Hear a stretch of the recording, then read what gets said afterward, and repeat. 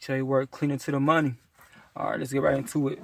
So we're gonna talk about real quick because I got a job to go to, but we're gonna talk about timing, cleaning timing, and how not to be lose clients when you know you can do a good job. Here's what you don't want to do. You don't want to yes everything, right? You don't want to say, okay, yeah, I can do that because you just starting out. You're trying to get as many contracts as possible, and you wind up saying, oh yeah, I can do a third shift clean, basically evening, nights, 10 o'clock to 1 o'clock. Now you're stuck in that, right? But see, when you just started, you understand, like, if you scaling your business up, that might not be you doing it. So even if you start doing it in the future, you're gonna try to have to like at least get some part-time workers to do it. And let me tell you, that's a tricky thing to do. Because you gotta remember, you're paying them maybe $10 to $12 an hour to work 10 to 1. That's like 3 to 4 hours, depending on if it's a weekly, every day, bi-weekly. You understand these things once you're in the cleaner business about these cleans, but it's maybe not enough money for everybody. And that's just being honest. Like this channel is totally 100% transparent. It's a tough one. Here's what you should do.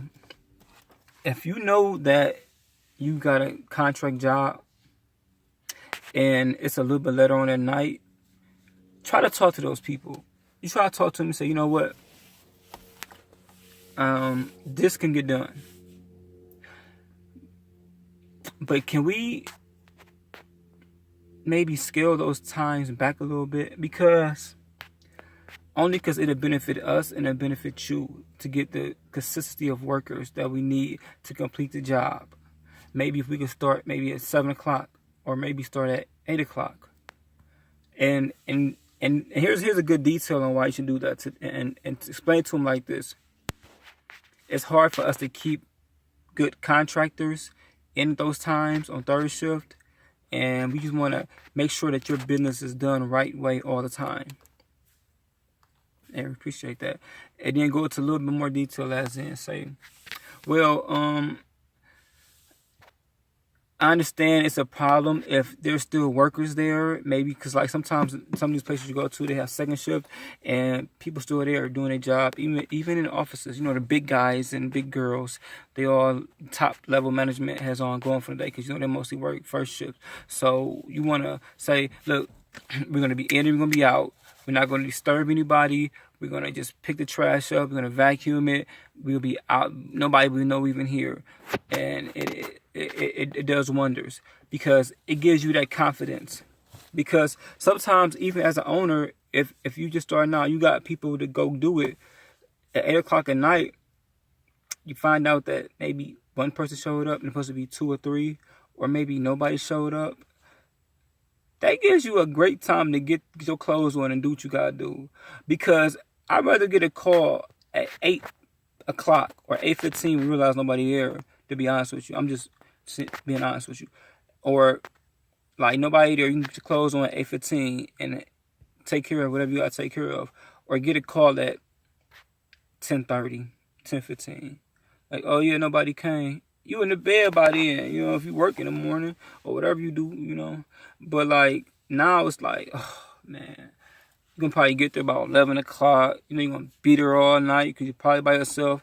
8 o'clock, you can call somebody for help, or you can pace yourself like, all right, 8 o'clock, if it's just me by myself, I ain't gonna get it done super fast, but I'm gonna go at a nice speed, and I'm gonna try to get as much as I can in a reasonable amount of hours, and I'll be done out of here about 10 o'clock, 10:30. For real. That sounds a lot better than getting near 11 and be done in that 1. Now you got to wind down at night. It's 1:30 in the morning, 2:30, you trying to go to sleep. Get up in the morning. Make sure you always have that window. And make sure that you just don't just say yes to something because you want to get a contract. Because your name is your name out here in these streets and out here in these businesses.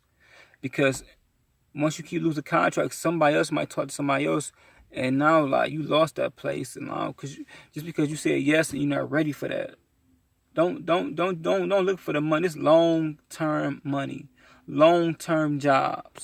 Like make sure that first. So if you know you can't be capable of like having that type of people that's reliable and to come on third shift, and you don't want to be flip-flopping and filling out applications and going through temp agencies and calling your brother, he supposed to be over there, but he hanging out with somebody. Like, nah, man. Like, put yourself in a safe position and keep your name good, because that's number one. Keep your name good. You're not gonna have every time something gonna get missed. I'm just saying, like, it's you covering 1,000 square feet of floors, walls, windows, bathrooms. I mean, every night, something may get missed every night. Just as long as the same thing's not missed every night. As long as you do 99.9% of a good job. Because that's really what they care about. Like, is you consistent and do they do a good job? That's all you can do. Anything in life, you know? So make sure that when you do this, make sure that you ready to speak for yourself. Because they're going to try to talk to you like, yeah, just come at 10 o'clock. No. Or a franchise might come at you like, oh, it's a third shift.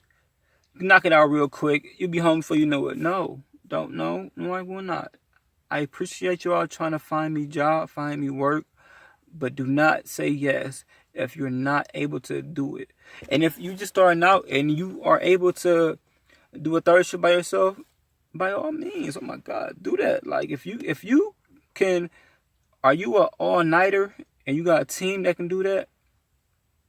Do it. It's a beautiful thing, because third shift, nobody's there. You get to like really just walk around the building and pace yourself and, you know, see things and get your thoughts going.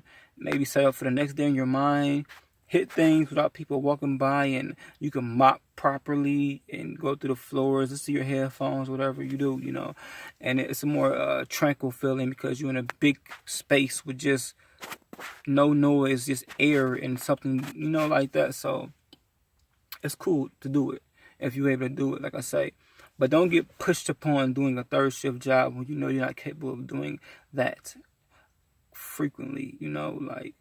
Because, like I said, it's only going to hurt yourself. But, like, doing third shift in the winter and summer, you gotta know that, like, make sure you have your keys always.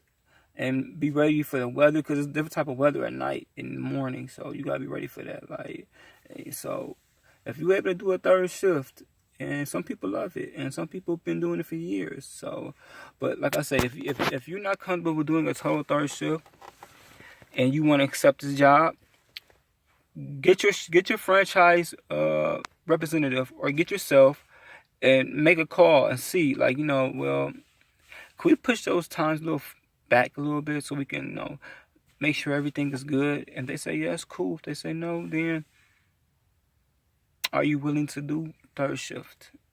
Third shift's rough.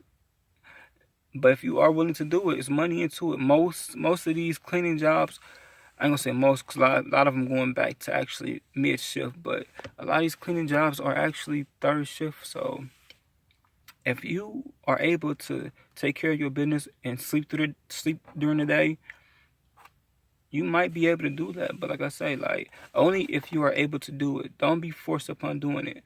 But if you're a third shifter and you like to sleep during the day, this is definitely a business for you, actually. Like, this is tailor-made for you to do this. So, like I say, it's all a matter of preference. But at the end of the day, you always want to worry about long-term. Yes, you're doing it now. But can you sustain if you ready to sit back and be the owner and send your workers out? Are they able to continue your legacy of being there all time and on time and on time and on time, and then not on time and on time, cleaning well and cleaning well? You know what I'm saying? Like, you gotta keep it up. Rinse, repeat, rinse, repeat. Like, and that's just how it goes, because it's get monotonous. Every night it's the same thing. Every night it's the same thing, and you have to understand that this is boring, but it's good. This is boring and steady, like rowing a boat. But this is your boat. Don't let it sink. J Work, clean it to the money, for sure.